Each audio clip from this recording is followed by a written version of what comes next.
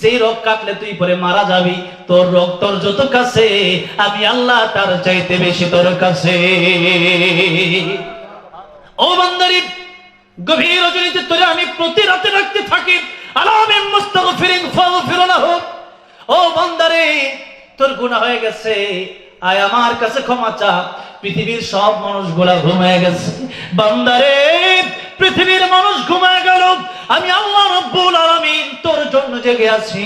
বান্দারে, তোর কখন কি লাগে পৃথিবীর মানুষগুলা তোরে নাও দিতে পারে। কোন সময় সাগরের মাঝখানে, নদীর মাঝখানে, গভীর জঙ্গলের মাঝখানে তুই বিপদে পড়ে যেতে পারোস, সেই জন্য তোর মায়ার মহাব্বতে লা তাখুযুহু সিনাতু ওয়ালা নাওম, আমি আল্লাহ ঘুমাই না, তন্দ্রা আমার আসে না। বান্দারে, তোর মায়ার কারণে চিৎকার মেরে পড়েন সুবহানাল্লাহ। যে আল্লাহ বান্দার জন্য ঘুমায় না, সেই বান্দা আল্লাহর জন্য উঠে না, সেই বান্দা ঘুমায়। ফজরে যখন ডাকা হয় হাইয়া আলাস সালাহ, ফজরে যখন বলা হয় আসসালাতু খায়রুম মিনান নাওম, যখন নামাজের সময় হয় তখন আমরা লেফটারও টান দিয়া বলি না, ঘুমের চাইতে নামাজ দাও, নামাজের চেয়ে আমার ঘুমি বালা। জোরে কোন ঠিক না বেঠে? আহা, যে আল্লাহ রাব্বুল আলামিন গভীর রজনীতে বান্দাকে রাখো, বান্দা তোর কি লাগবে আমি ডাকি, আয় আয় আয়। দুনিয়ার মানুষ নিজের বাপের কাছেও এক জিনিস বারবার চাইলে বাপও বিরক্ত হইয়া যায়, মায়ের কাছেও একটা জিনিস বারবার চাইলে মা বিরক্ত হইয়া যায়, ভাইয়ের কাছে একটা জিনিস বারবার চাইলে ভাই বিরক্ত হইয়া যায়, নেতার কাছে একটা জিনিস বারবার চাইলে নেতাও বিরক্ত হইয়া যায়। আমার কাছেও যদি কেউ একটা জিনিস বারবার চাই আমি বিরক্ত হয়ে যাই। তোরে আর কত দিমু, তোর আর কত লাগবে, ঠিক কিনা বলেন? কিন্তু আমার আল্লাহ ডাক দিয়া কয়, বান্দারে যত চাইবি আমি আল্লাহ তত খুশি হইয়া যাই। আমি আল্লাহর কাছে যতই তুমি চাইবা আমি আল্লাহ ততই খুশি হয়ে যাব।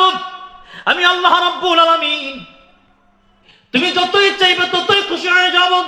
বান্দারে, অনেক সময় বান্দা দোয়া করে কবুল হয় না, বিষয়টা এমন না। হালাল যদি কেউ খায় তার দোয়া কবুল হবে না কেন? হারাম খেলে দোয়া কবুল হবে না। হালাল যদি কেউ খায় তার দোয়া অবশ্যই কবুল হবে। বলবেন হুজুর, তাহলে কত দোয়া করলাম কবুল যে হইল না? আরে আমার আল্লাহ তো যারা ঈমানদার তাদেরকে 1 নম্বরে পরীক্ষা করে, 2 নম্বরে আমার আল্লাহ রাব্বুল আলামিন চায় দুনিয়াতে তারা যত কষ্ট হোক না কেন, আখিরাতে সে যেন জাহান্নামে না যায়, সে যেন জান্নাতে আসে, আর আমি আল্লাহর সাথে যেন তার দিদার হয়ে যায়।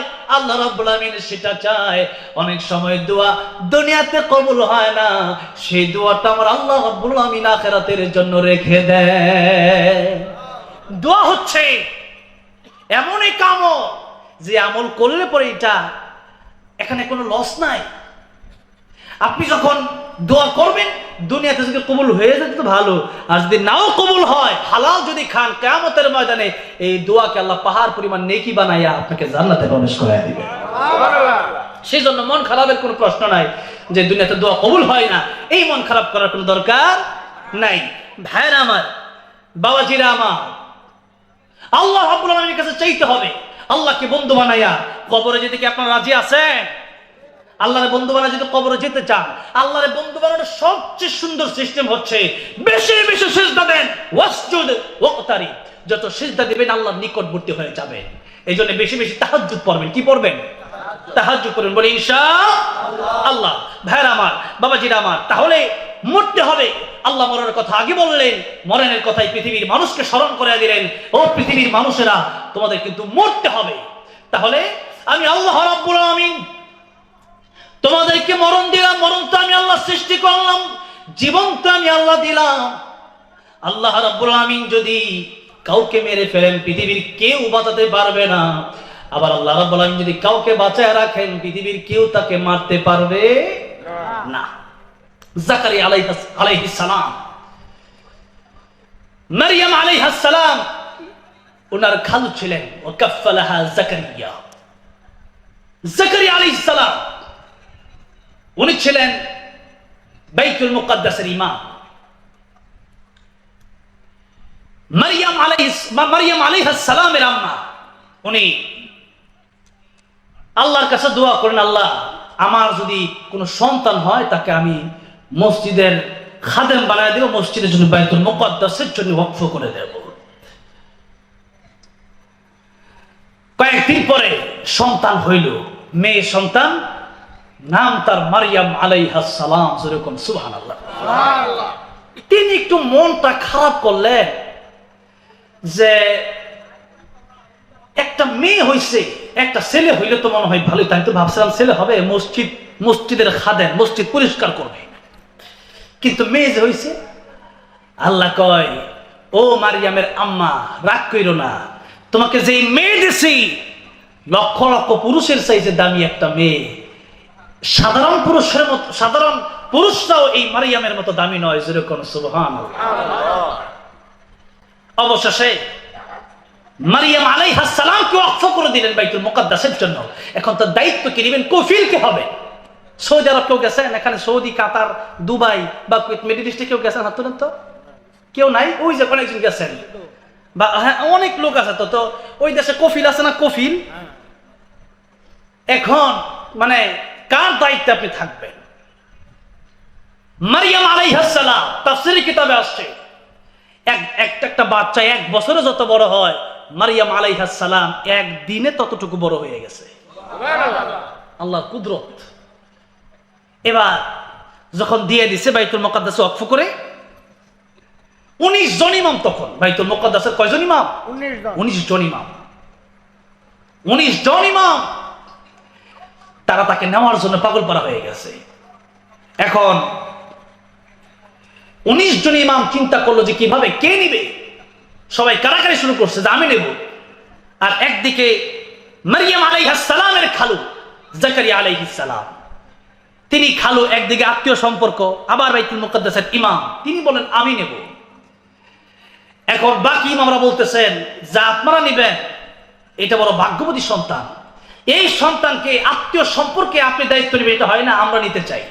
এরকম করতে করতে এক সময় সবাই বলল ঠিক আছে, লটারি হবে, আমরা সাগরে অথবা নদীতে আমরা সবাই কলম ফেলবো। এটা হচ্ছে লটারি সিস্টেম তখন, আমরা কলম ফেলবো, যার কলমটা যেই দিকে স্রোত যাবে, পানির স্রোত যেদিকে যাবে সেই দিকে যদি কলম সবারটা চলে যায়, যারটা থাকবে আমরা ভাববো আল্লাহ রাব্বুল আলামিন তার দায়িত্বে মারিয়াম আলাইহিস সালামকে দিবেন।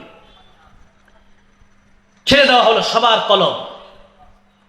এরপরে দেখা গেল যে 18 জনের কলম ভেসে যাচ্ছে, একজনের কলম সেখানে স্থির, তিনি হলেন জাকারিয়া আলাইহিস সালাম। যেরকম সুবহানাল্লাহ। এখন বাকি 18 জন ইমাম এটা মানতে চায় না, কই এই লটারিটা জানি কেমন হয়ে গেছে, এটা মানবো না, আবার দেব। এবার লটারিটা কেমন হবে? লটারিটা হবে কলম দাঁড়ায় থাকতে হবে। চিন্তা করেন, কলম কি হইতে হবে? আরে কলম কি দাঁড়ায়? এই যে কলম এখানেই আছে, কলম কি দাঁড়ায় থাকবে? এটা পড়ে গেছে। ইমাম সাহেবরা বলতেছেন যার কলম দাঁড়ায় থাকবে সেই মারিয়াম আলাইহিস সালামের দায়িত্ব নেবেন। এবার কলম আবার সবাই ছেড়ে দিলেন। এবার আল্লাহর কুদরতে জাকারিয়া আলাইহিস সালামের কলম দাঁড়ায় গেল। এবার আরো কঠিন প্রশ্ন দিয়ে দিচ্ছে, এটাও মানি না, আরো কঠিন করে দিচ্ছে। জাকারিয়া আলাইহিস সালামকে ডেকে বলা হলো আমরা সবাই আবার কলম ছাড়বো, এটাই শেষ। জাকারিয়া আলাইহিস সালাম বুঝতেছেন যে এটা তো আল্লাহর খেলা। আরে সব কলম চলে যায়, এক কলম থাকে, এটা কি সাধারণ ব্যাপার? সব কলম চলে যায়, এক কলম দাঁড়ায় থাকে, এটা সাধারণ ব্যাপার? আরো কঠিন শর্ত দিয়ে দেওয়া হলো, বলা হলো আত্মীয়তার সম্পর্ক থাকলে হবে না, দায়িত্ব কে নিবে? আরো কঠিন লটারি হতে হবে। এটা সহজ ছিল, আসলে কি সহজ ছিল? কঠিন ছিল। এবার আরো কঠিন হয়ে গেল যে আমরা সবাই কলম ছেড়ে দেব, কলম সবারটা স্রোতের একদিকে যাবে, যার কলম উল্টা দিকে যাবে সেই মারিয়াম আলাইহিস সালামের দায়িত্ব নেবে। এবার আরো কঠিন হয়েছে কিনা, স্রোতের উল্টা দিকে যাওয়া লাগবে কলমের। এই শর্ত যখন দিল আমার আল্লাহ রাব্বুল আলামিন কলমকে উল্টা দিকে চলার ঘোষণা যখন দিলেন, কলম উল্টা চলতেছে। সুবহানাল্লাহ। সব কলম 18 কলম চলে একদিকে, আর এক কলম চলে আরেক দিকে। সুবহানাল্লাহ। আল্লাহর কুদরত ছাড়া কি সম্ভব নাকি এটা? ওকে ঠিক আছে, আল্লাহ বলেন ওয়াকাফফালাহা যাকারিয়া, মারইয়াম আলাইহিস সালামের দায়িত্ব আল্লাহ রাব্বুল আলামিন যাকারিয়া আলাইহিস সালামকে দিলেন। অনেক লম্বা ঘটনা। মারইয়াম আলাইহিস সালাম একটা ঘরে থাকেন, সেই বাইতুল মুকদ্দাসের খেদমত তিনি করেন, আর একটা কক্ষ তাকে দিয়ে দেওয়া হয়েছে। যাকারিয়া আলাইহিস সালাম খাবারের সময় যখন হয়ে যায় তখন মারইয়াম আলাইহিস সালামকে খাবার পৌঁছে দিয়ে আবার দরজাটা মেরে উনি চলে আসেন। এভাবে দিন চলছে। মারইয়াম আলাইহিস সালাম বড় হয়ে গেল। যাকারিয়া আলাইহিস সালাম উনি তেমনি মারইয়াম আলাইহিস সালামের খালু, আবার তিনি বাইতুল মুকদ্দাসের ইমাম, আবার অনেক বড় বড় লটারির মাধ্যমে মারইয়াম আলাইহিস সালামের দায়িত্ব পেয়েছেন। উনি যখন খাবার দিতে যান উনি তাকে দেখেন এমন এমন ফল যেটা মৌসুম সারা ফিলিস্তিনে পাওয়া যায় না। সেই ফল আর ফল গড়বড়া ফল মারইয়াম আলাইহিস সালামের ঘরে। উনি দেখে তো অবাক হয়ে গেছে, এত ফল আসলো কোন জায়গা থেকে? আন্না লাকি হাদা, আসলো কোন জায়গা থেকে এত ফল? জিজ্ঞাসা করা হলে মারইয়াম আলাইহিস সালাম উত্তর দেন, মিন ইনদিল্লাহ, আমার আল্লাহ রাব্বুল আলামিনের পক্ষ থেকে এই ফলগুলো আসে, দুনিয়ায় পাওয়া যায় না। জান্নাতের ফল আমার আল্লাহ রাব্বুল আলামিন আমার জন্য পাঠাইয়া দিয়েছে।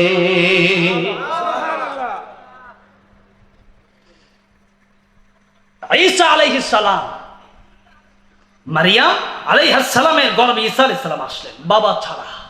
সুবহানাল্লাহ বলে। সুবহানাল্লাহ।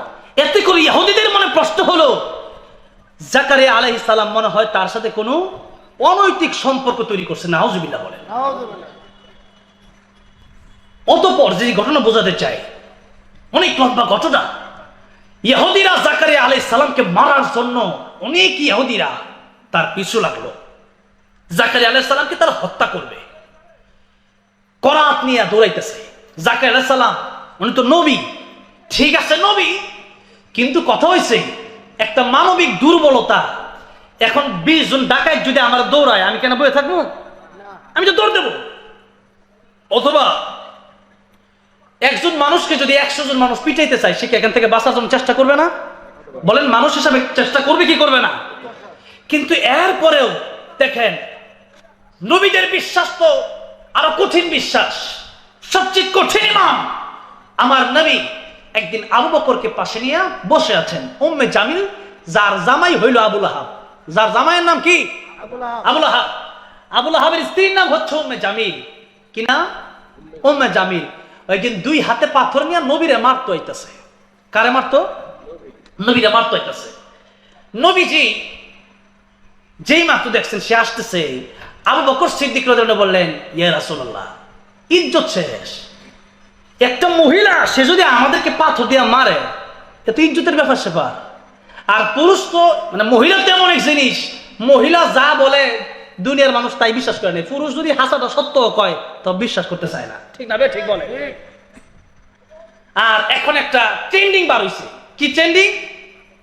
আল্লাহ, কোন হুজুর যদি বললে খারাপ আচরণ করে, আর সেই বউ যদি মিডিয়াতে আইসা কইতে পারে যে আমার জামাই কিন্তু আসলে সুবিধার না, ওইটাই মানুষ বিশ্বাস করে। এখন এই যে হচ্ছে ট্রেন্ডিং। নারী নির্যাতনের যেমন বিচার আছে, পুরুষ নির্যাতনের বিচার করা দরকার এখন। কারণ নারী নির্যাতনের বিচার দিছে, নারীরা যা কয় তাই সত্য, আর পুরুষরা যা কোনো সত্যই না, কথা বলার কোন কথাই না, গুনা ফালায় না। সেই জন্য পুরুষ নির্যাতন দরকার। এখন অনেক মহিলা দেখছি এরা জামাইরে মারে। জামাইয়ের মানে জামাই স্বামী, নবী বললেন, আমি যদি আল্লাহর পরে কাউকে সিজদা করতে বলতাম, আমি বলতাম, ও পৃথিবীর স্ত্রীরা, তোমরা তোমাদের স্বামীর পায়ে সিজদা করো। আল্লাহু আকবার। সেই নারীরা এখন ফেসবুকে আইসা, ফেসবুক চালাতে দিবেন না আপনার স্ত্রীকে। এটাই তো সবচেয়ে বড় ভুল। টাচ মোবাইল দিয়ে দিচ্ছেন, এরপরে ফেসবুক চালায়া আপনার বিরুদ্ধে কথা বলে। সেজন্য খুব সাবধান, এদেরকে টাচ মোবাইল, বাটন মোবাইল দিবেন। বাটন মোবাইল আপনার সাথে কথা বলবে। ভাইয়েরা আমার, বাবাজিরা আমার, উম্মে জামিল এমনি মহিলা, আবার আসছে নবীকে হামলা করতে। আবু বকর সিদ্দিক রাদিয়াল্লাহু আনহু ডাক দিয়ে, ইয়া রাসূলুল্লাহ, এই যে উম্মে জামিল আসতেছে মারার জন্য। নবীকে, আবু বকর তুমি বইসা থাকো, কোনো চিন্তা করার দরকার নাই। আমি শুধু কোরআন তেলাওয়াত করব। কি তেলাওয়াত করব? নবীজি কোরআন তেলাওয়াত শুরু করে দিলেন, ইয়াসিন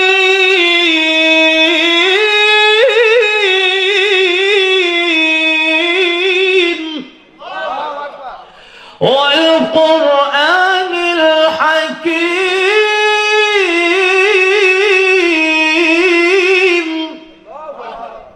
নবীজি কোরআন তেলাওয়াত করতেছে, আর উম্মে জামিল আবু বকর সিদ্দিক রাদিয়াল্লাহু আনহু দেখছে, আর নবীকে দেখতে পারে নাই। ডাক দেয়া, আবু বকর, তোমার বন্ধু মুহাম্মদ কই? প্রতিদিন তো তোমার সাথে দেখছি মুহাম্মদ বসে থাকে, আজকে কই? বলেন তো, নবীজি কি আবু বকরের পাশে আছে কি আছে না? আল্লাহ, ঠিকই আছে, কিন্তু সে দেখে না। এবার কই, ইয়া রাসূলুল্লাহ, কি কয়? আবু বকর কয়, সে যেহেতু দেখে না, তাহলে আমি বলার দরকার আছে নবী এখানে আছে? বলার দরকার নাই। আবু বকর, তোমার বন্ধু মুহাম্মদ আজকে পাইছি না, থাকলে দেখাই দিতাম। আরেকদিন খালি পায়ালু, সেদিন দেখাবো মজাটা। এভাবে সে ধমক দিচ্ছে। আবু বকরকে বলতেছে যে মুহাম্মদ আজকে পাইলাম না। নবী কিন্তু আবু বকরের পাশেই বসা, কোরআন তেলাওয়াত করতেছে। আবু বকর রাদিয়াল্লাহু আনহু কয়, ইয়া আল্লাহ, আমার নবীর আমি দেখতেছি আমার পাশে বসা, নবীজির কোরআন তেলাওয়াত করতেছে, ওই কোরআন তেলাওয়াত আমি শুনতেছি, ও তো কোরআন তেলাওয়াত শুনে নবীর ও দেখেও না, এটা আমার কিন্তু ছাড়া কিছু না। আবু বকর কে, ইয়া রাসূলুল্লাহ, সে কি আপনার দেখে নাই? চলে গেছে সে। এবার জিজ্ঞেস, ইয়া রাসূল, সে কি আপনার দেখে নাই? নবী বলেন, আবু বকর, আল্লাহ রাব্বুল আলামিন কোরআন শরীফে আগে জানায়া দিয়েছেন, ওয়া ইযা ক্বারাতাল কুরআন জাআলনা বাইনাকা ওয়া বাইনাল্লাযীনা। আল্লাহ রাব্বুল আলামিন বলেন, ও নবীজি, আপনি যখন কোরআন তেলাওয়াত করেন, কাফিরদের আপনার মাঝে আমি আল্লাহ একটা পর্দা ফেলে দেই, হিজাবাম মাসতুরা, পর্দা ফেলে দেই। আমি কোরআন তেলাওয়াত যখন করতেছিলাম তখন সে আমার আর দেখতে পারে নাই। যেরকম সুবহানাল্লাহ। তাহলে দেখেন, এই কথাটা আমি মাঝখানে কেন বললাম? ওয়াজ না বুঝলে আপনারা পুরোটা না শুনলে কিচ্ছু বুঝবেন না, কারণ পুরোটা শুনলে আপনারা বুঝবেন কোন জায়গা থেকে কোন জায়গায় গেছিলাম, এটা লাস্টে বুঝবেন। তাই দেখেন, একদিকে জাকারিয়া আলাইহিস সালাম, ওনাকে যখন ইহুদিরা আসছে মারার জন্য, উনি দৌড় দিলেন, আর অপরদিকে আমাদের নবী, তিনাকে যখন এইটাই বোঝানোর উদ্দেশ্য, উম্মে জামিল আসছে পাথর নিয়ে মারার জন্য, নবী কি দৌড় দিছে? নবী বসে আছে, এরপর সে নবীকে দেখতে পারে না। তাহলে সেই পর্দাটা জাকারিয়া আলাইহিস সালামের ক্ষেত্রে আল্লাহ ফালাইতে পারতেন কি পারতেন না? কিন্তু এরপরেও যখন জাকারিয়া আলাইহিস সালাম দৌড় দিছে, তখন জাকারিয়া আলাইহিস সালাম একটা গাছের ভিতরে প্রবেশ করলেন, আর সেই গাছের ভিতরে প্রবেশ করলেও পরে শয়তান ইহুদিদেরকে বলে দিল, জাকারিয়া আলাইহিস সালাম এই গাছের ভিতরে আছে, তোমরা এই গাছটা কাটো। ইহুদিরা কয়, মানুষ আবার গাছে ঢুকে কেমনে? শয়তান কয়, দেখো, ওই যে তার পাঞ্জাবির যে কাপড়টা একটু বের হয়ে আছে, কয়টা কোন কাপড় হইতে পারে, গাছের ভিতরে মানুষ ঢুকে কেমনে? তারা তখনও বিশ্বাস করতে পারে না।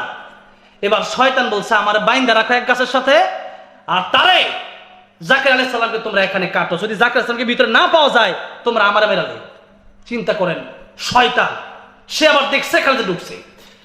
এবার শয়তানের কথা অনুযায়ী করাত দিয়া গাছটাকে দ্বিখণ্ডিত করা হলো, জাকারিয়া আলাইহিস সালাম দুইটা ভাগ হয়ে গেলেন।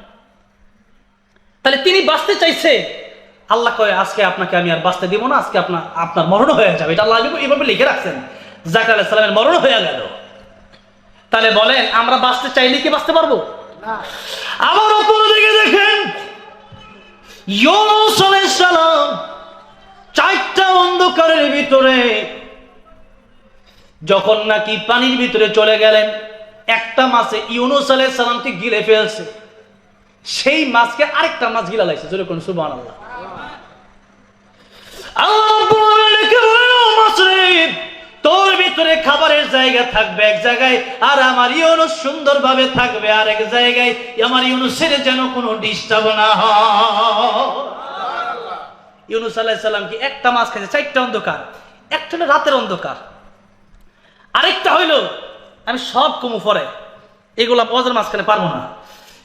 আল্লাহ রাব্বুল আলামিন যখন দেখলেন ইউনূস আলাইহিস সালাম সেই মাছের পেটে গেলেন, মাছকে সাবধান করে দিলেন। এক হলো রাতের অন্ধকার, আরেকটা হলো সাগরের তলদেশে সাগরের অন্ধকার, আরেকটা হলো যেই মাছ তারা খাইছে ওই মাছের অন্ধকার, আরেকটা হলো সেই মাছ আরেক মাছের খাইছে ওই মাছের অন্ধকার। কয়টা অন্ধকার হইল? এই চারটা অন্ধকারের ভিতরে ইউনূস আলাইহিস সালাম বেঁচে আছেন। 40 দিন পর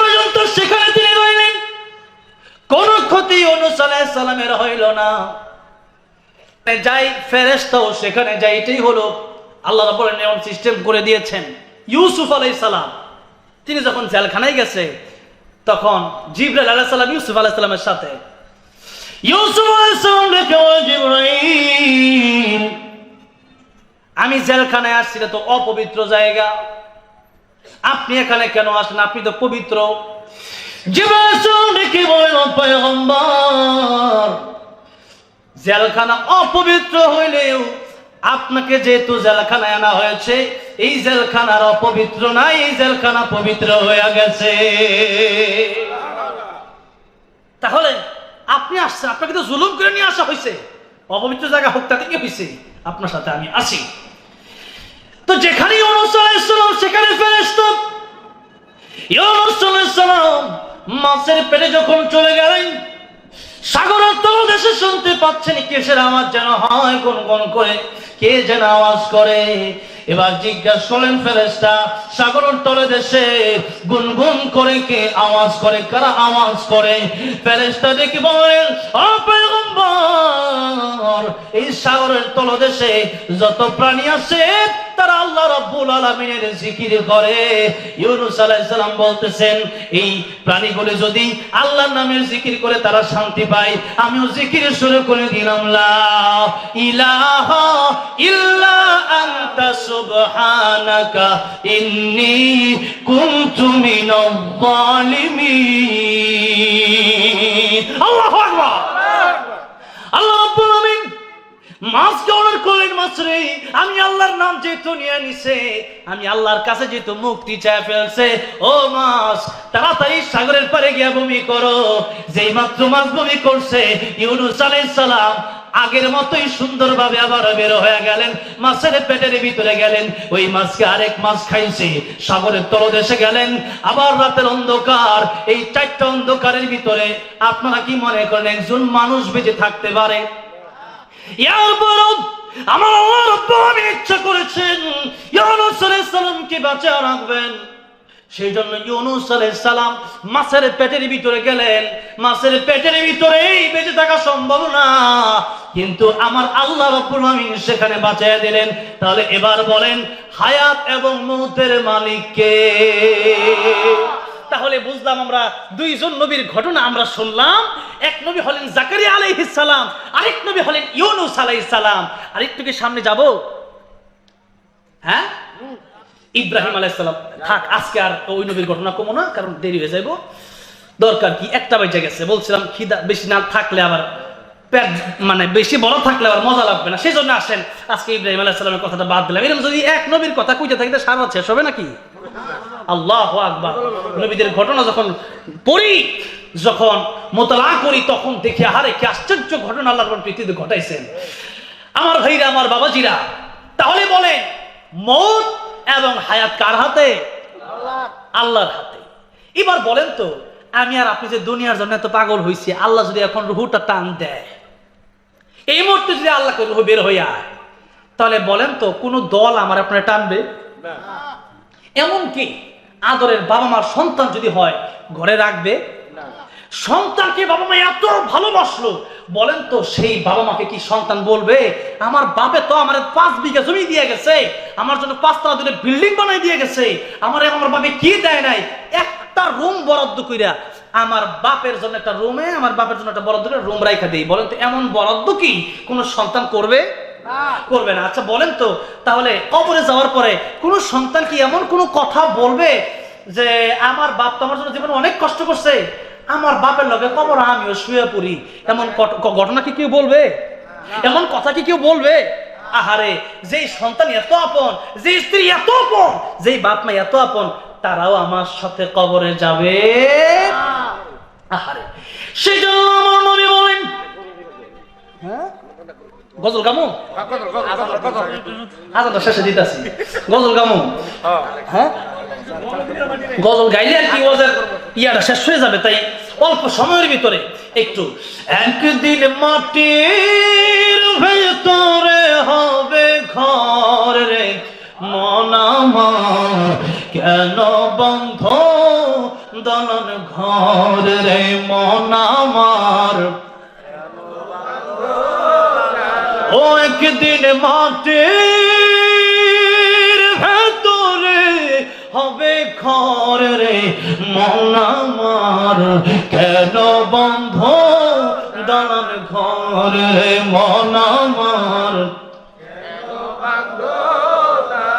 প্রাণ পাখি উড়ে যাবে পিঞ্জর ছেড়ে,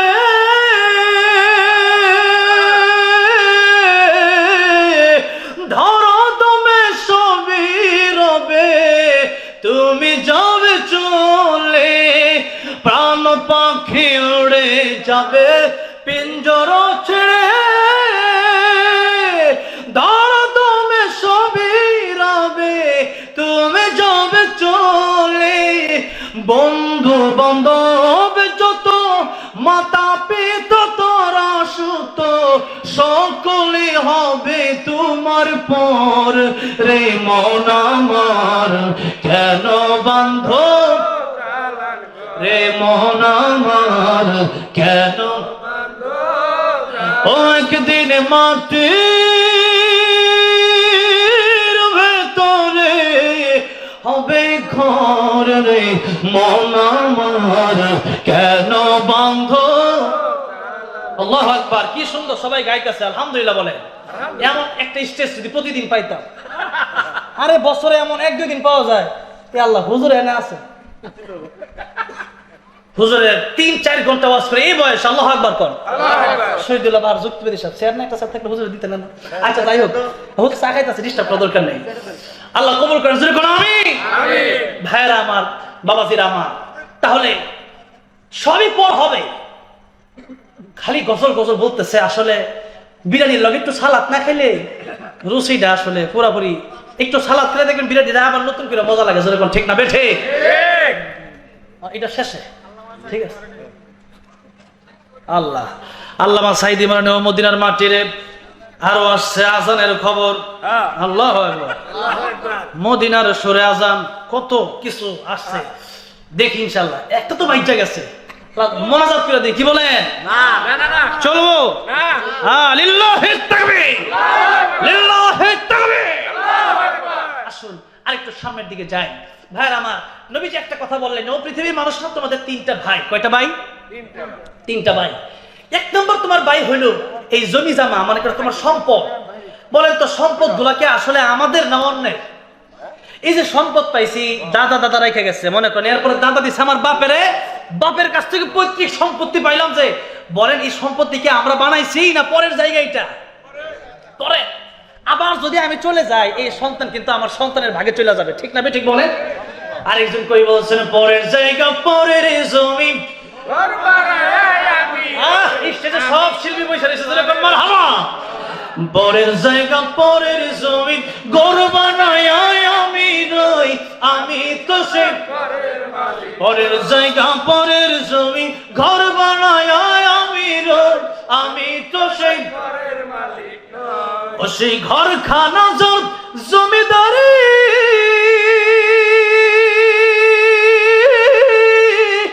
আমি পাই না তার হুকুম জারি,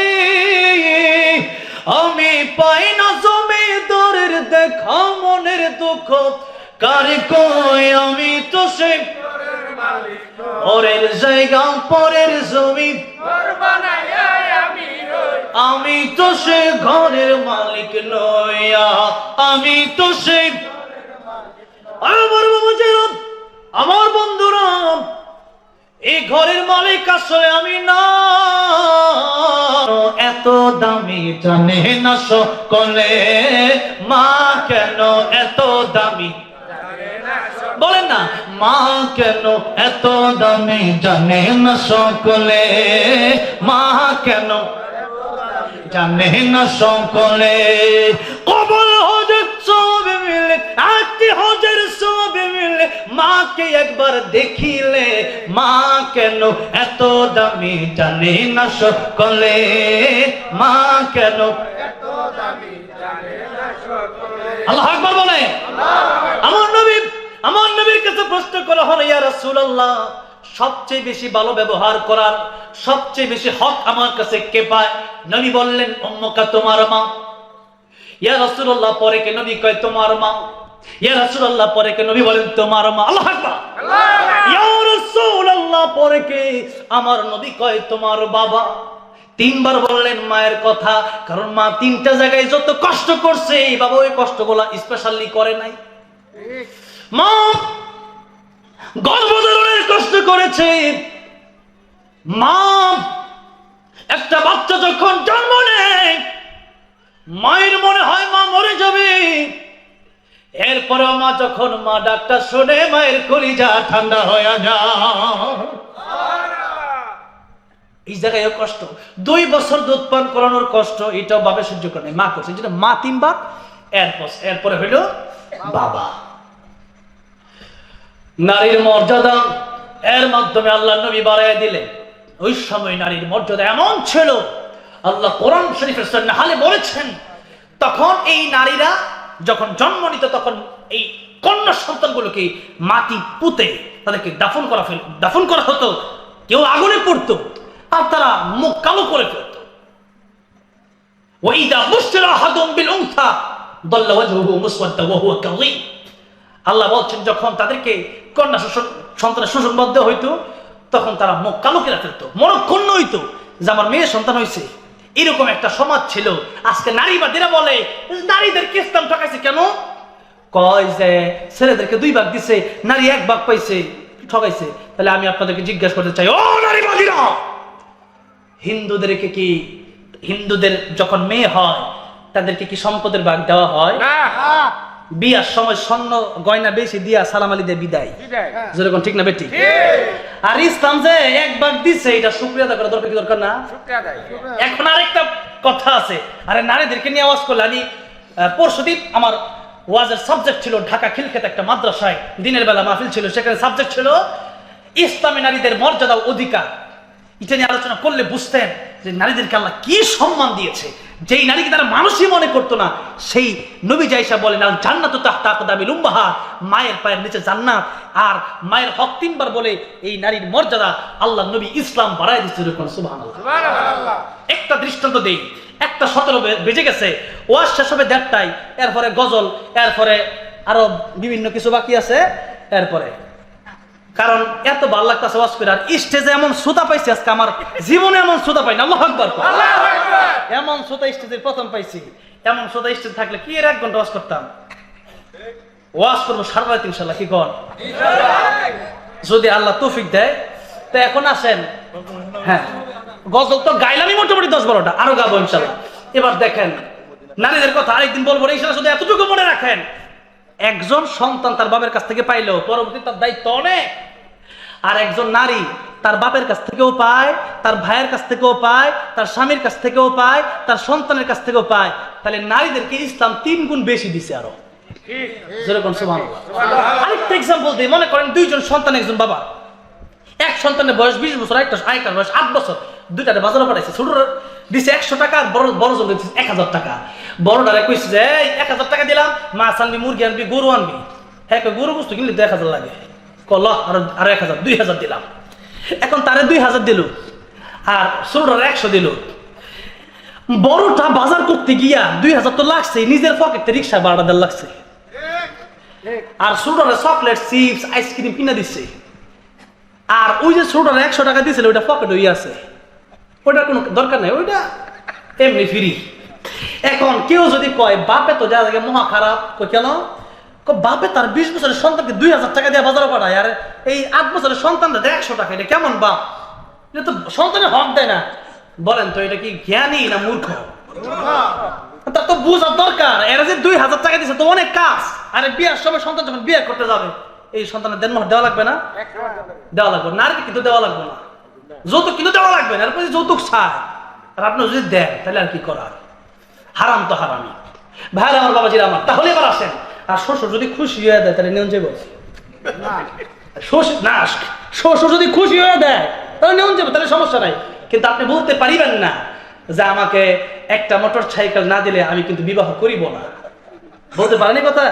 পারেন, আপনি দিবেন তাকে। আবার আল্লাহ কোরআন শরীফে বলেছেন, যেখানে এই দেনমোহরের কথা বলেছেন সেখানে বলছি স্ত্রীও যদি খুশি হয়ে দেয় সেটাও তুমি খুশি মনে নিতে পারো, জোরে কোন সুবহানাল্লাহ। এর মানে এমন না যে 2 লাখ টাকার বান্ডিল রাখা আপনি কইলেন যে আমি একদিকে টাকা একদিকে তুমি কাকে চাও, তখন স্ত্রী যদি কয় না আমি তোমার এসে, তাহলে এটা আবার জুলুম হয়ে যাবে। স্ত্রী যদি কয় না আমার জামাইটা মোটামুটি টাকা পয়সা দরকার, অভাবে আছে, আমার তো 1.5 মণ তুমি দিছো 10 লাখ টাকা, আমি তোমার খুশি হয়ে 2 লাখ টাকা দিলাম, খাইও নিতে পারবেন, সমস্যা নাই। কিন্তু ভাইয়ার আমার বাবা যেমন জোর করে চাওয়া যাবে না। তাহলে সন্তানের অনেক কাজ। এরপরে ইসলাম বলে একটা সন্তান যখন বালেগ হয়ে যায় বাবার দায়িত্ব তার উপর থেকে শেষ।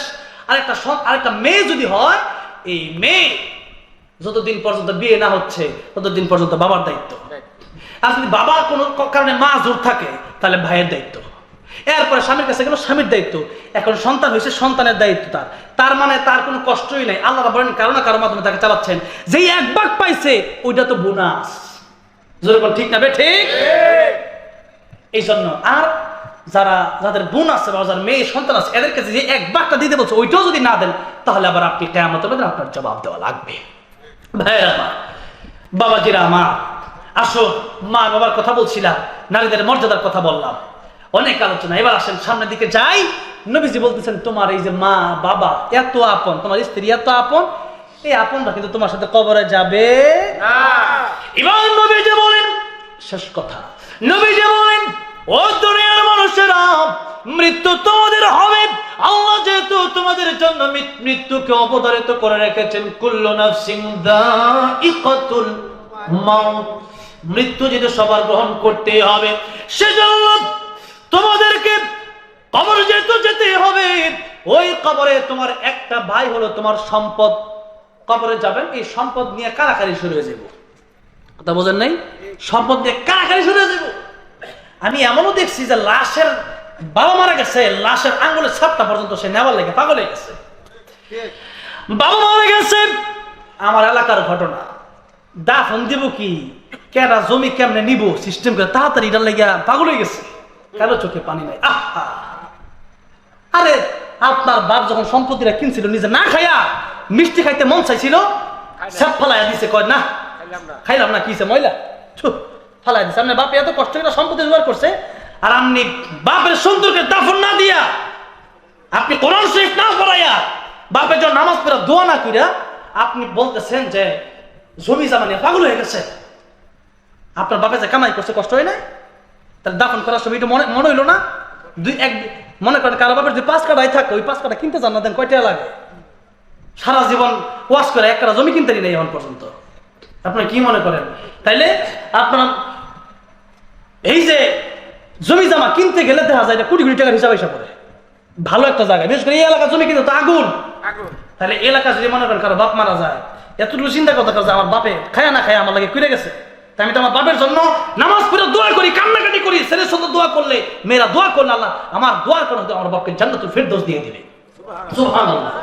সেটা না কইরা মারামারি শুরু হয়ে যায়, কখন জায়গা পাবে, কেন এত মারামারি কেন? আপনার বাবা যেমন চলে গেছে আপনারও যাওয়া লাগবে।